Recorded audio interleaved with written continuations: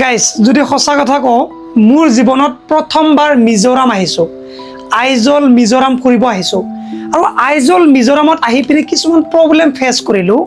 প্ৰথম কথা আমি এয়াৰপৰ্টত নামি পিনে আইজল এয়াৰপৰ্ট মানে আমি গুৱাহাটীৰ পৰা ফ্লাইটেৰে আহিছোঁ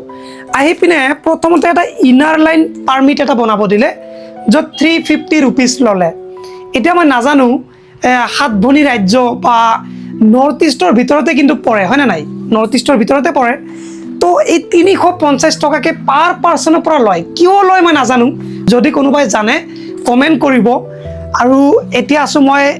মিজোৰামত ঠিক আছে আইজল এয়াৰপৰ্টৰ পৰা 40 কিলোমিটাৰ ভিতৰত আহিছোঁ আৰু এইটো মিজোৰামৰ দৃশ্য মানে পাহাৰে পাহাৰ আৰু বহুত ৰিক্সি হয় আৰু ইয়াতে প্ৰথম যোনটো সমস্যা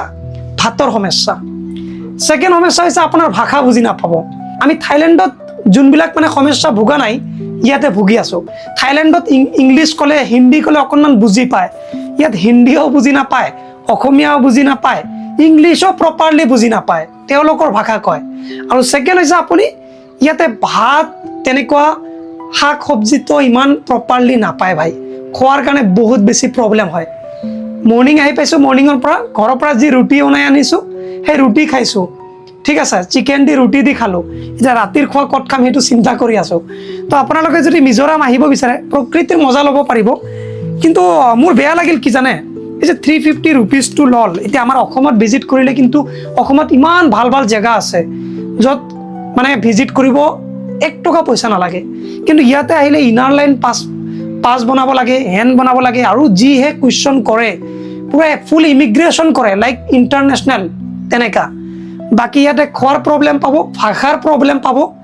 আৰু ৰুমৰ দামবিলাক বহুত বেছি এক্সপেঞ্চিভ হয় এটা নাজানো এইটো আমি ঠগিলেও নেকি কিন্তু বহুত বেছি এক্সপেঞ্চিভ হয় আমি 3টা ৰুম লৈছোঁ প্ৰায় 7000 আৰু টেক্স এক্সট্ৰা 5% লৈছে বুজি পাইছে জিএছটি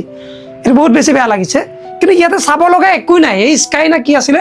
এটা ব্ৰিজ আছিলে য'ৰ পৰা পুৰা ভিউ আহে সেইটোৰ কাৰণে কিন্তু ইমান টকা খৰচ কৰি আহিছোঁ বাকি কি দেখাম আৰু এই যে ঘৰ চাওক বিল্ডিং চাওক